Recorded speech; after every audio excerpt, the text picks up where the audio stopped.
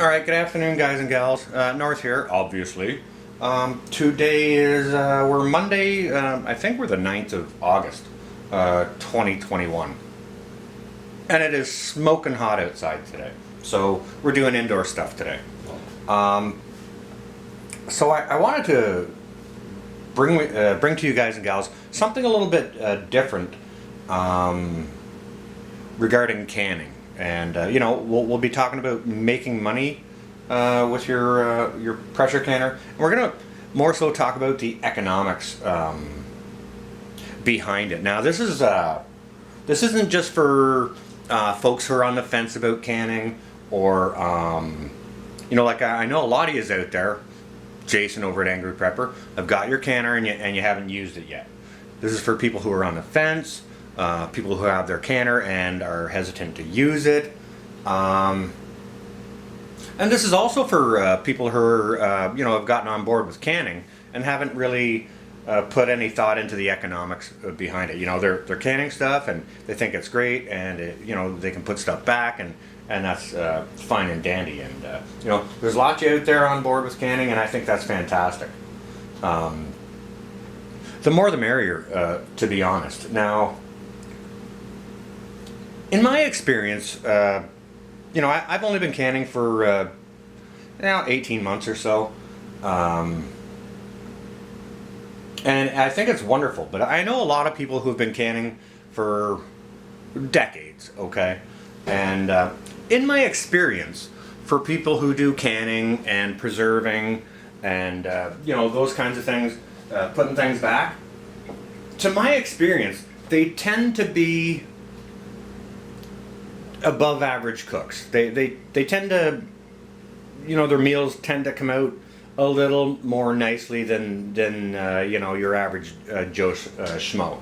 Now, I'm not taking anything away from any of y'all good cooks out there. I know there's plenty of fantastic ones that don't do canning. But as far as average cooks go out there, I find people that do canning tend to be superior cooks, and you get better dishes out of them.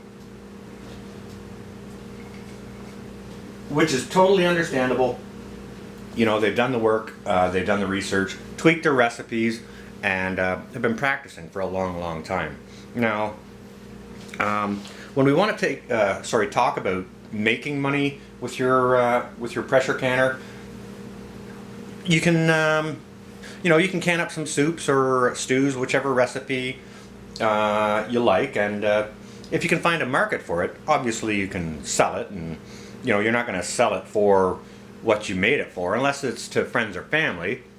Of course, it may be just a gift, but an example of canned soups for sale, okay?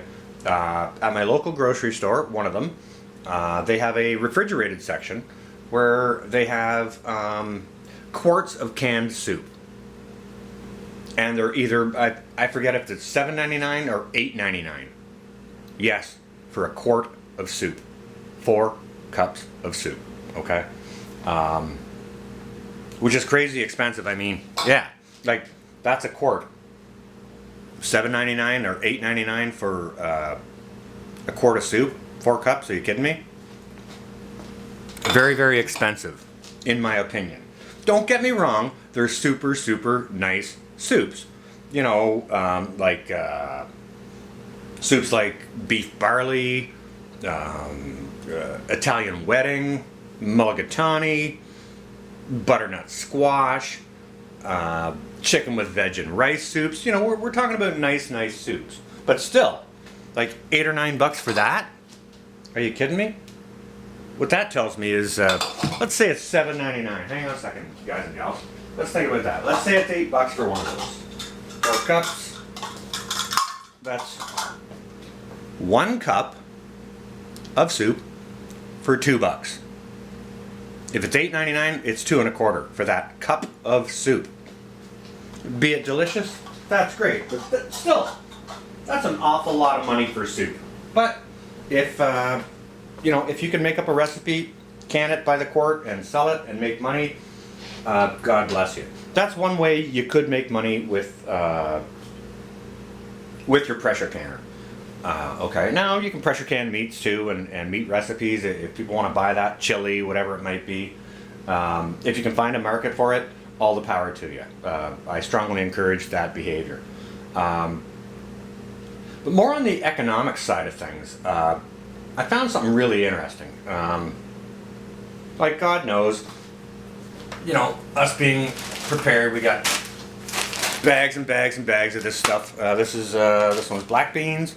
We got bags and bags of these lying around.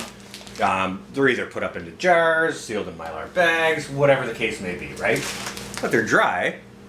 When you pull them out, they take an hour, 2 hours, whatever, to cook, right? In a bad situation, do you have the fuel? Do you want to expend the fuel to cook some beans for a couple of hours? So, it's good to have stuff ready to eat, right? These are dark red kidney beans that I've got canned. And I made these, there's 3, 6, 9, 10 jars here that was inside of this 2-pound bag. Yeah, 900 grams. This is a 2-pound bag of dark red kidney beans. They found themselves inside these jars, into my pressure canner, for $1.99. Boom, I've got 3, 6, 9, 10 ready to go pints of kidney beans. Awesome. Ready for the shelf. Something very interesting I found. Now, why canned beans, like pre-prepared canned beans, are so expensive, I've got no idea. I thought, for the longest time they were 79 or 89 cents or whatever, but I was out shopping one day and I picked these up. Harry Cotts root, wait a second. Dark red kidney beans, okay? Same as these. Dark red kidney beans. So I picked these up. The regular price on these was $1.79. These were on sale for $1.39. Okay? So I thought I'd pick it up just to put it in my pantry and have it on the shelf. Can of beans ready to go. And I got to thinking once I was canning these beans, I thought, okay, I paid $1.39 for this. I got 10 jars here for $2 from pressure canning, okay? So if these were $1.39 each, that would be $13.99, $14, right? $2 for this. Now with $14, I could buy 7 bags of this. If one bag of these makes me 10 jars, 7 bags of these would make me 70 jars of ready-to-eat,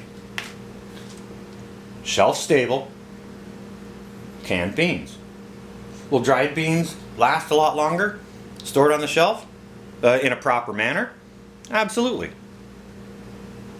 You can put those into long-term storage. You need to find some balance. Like when I do canning of any kind, whether it be dry canning, water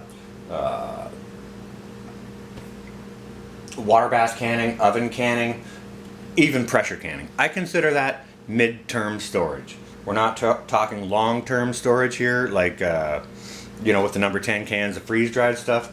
That's not this. This is mid-term storage, okay? And so is this. This is also mid-term storage. Now with $14, I could go get 10 cans of this. $1.39, $1.99 for 10 of them. So the math is telling me for $14, I could have bought 10 of these.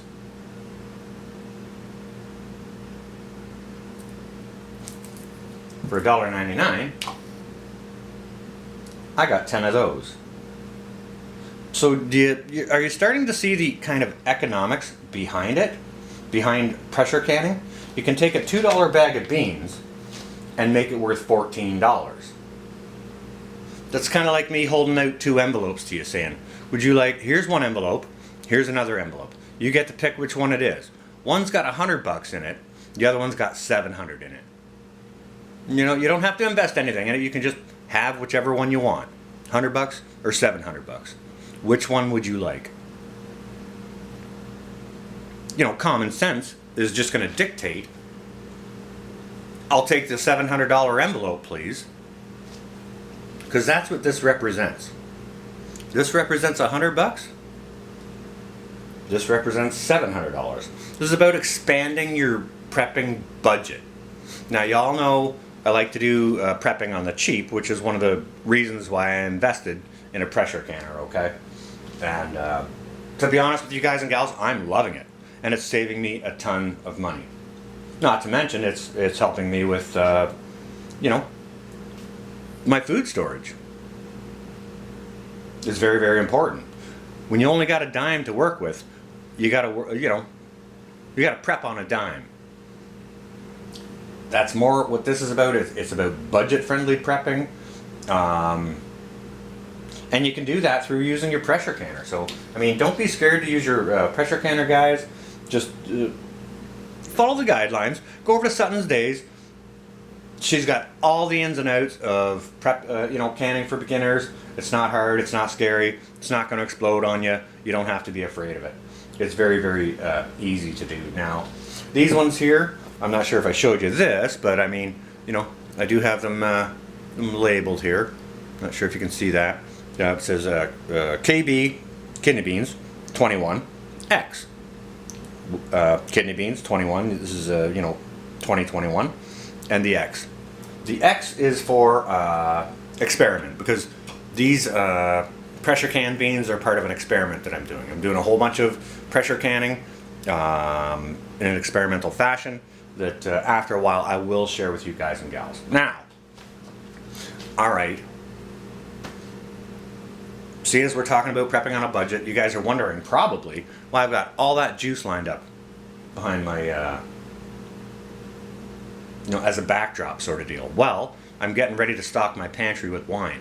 And I'm going to turn all of that into wine. You know, pinball wine. I've got a video on making wine as well.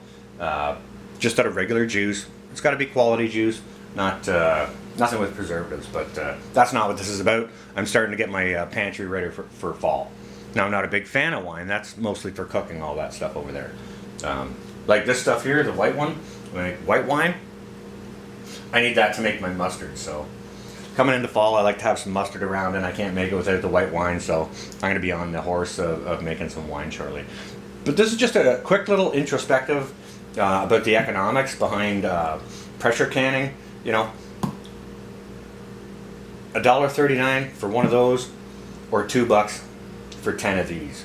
You do the math. The math is pretty simple. Like, you know, if you go and you get some chicken on sale, half price chicken, say you get chicken breast, usually it's $6, get it on sale for $3, bring it home, can it up, boom, you've saved 50%, which is fantastic, right?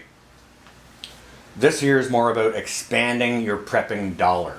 You know, what can you do with $2? What can you do with a $2 bag of beans? What can you make it worth? Can you make it worth $14? Yes, you can. No problem. Right?